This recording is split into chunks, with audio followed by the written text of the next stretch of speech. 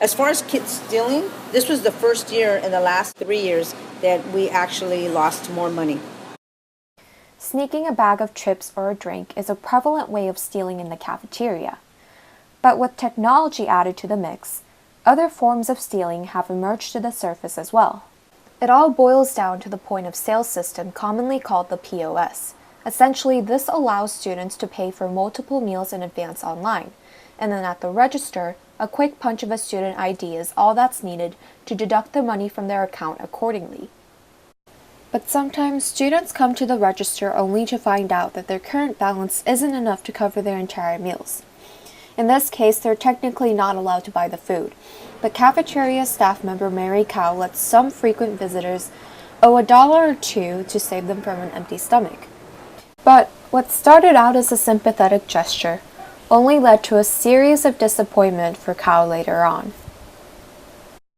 From my experience, not a lot of kids will come back and tell me, say, okay, I owe you $2, can you deduct them from my account? Only 2 out of 100, maybe 900 come back to tell me this. This is something really made me feel very disappointed. But an absence of technology can create even more ways to cheat the system. On days when the POS system breaks down, cafeteria staff reverts back to a more traditional payment method. Instead of letting the machine charge the students, they take down each student's ID number on a piece of paper next to their purchases, hoping to update the numbers manually when the system comes back alive. And here's where the problem comes up. Some students, with malicious intent or not, often give the wrong student ID number at the register. What the machine could catch before, the staff members often cannot, as there's no way of confirming the ID number with each and every student in the line. And for the cafeteria, the minor offenses build up to quite a big number at the end of the school year.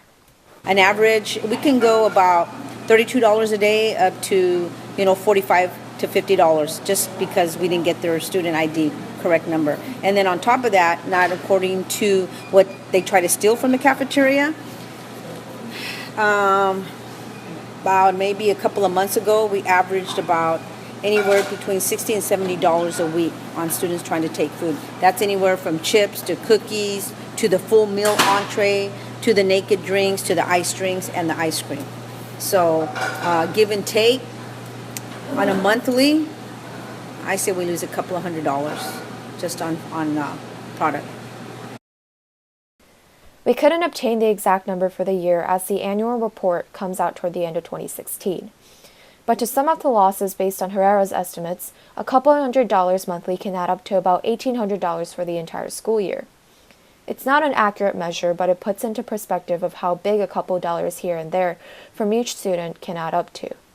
Things have turned for the better toward the end of the school year, as administration keeps a keen lookout for any physical thefts in the cafeteria. Apparent stealing has died down in the last couple of months, according to Herrera. But perhaps what didn't die down was a loss of trust from the cafeteria staff to the students this 2015 to 2016 school year.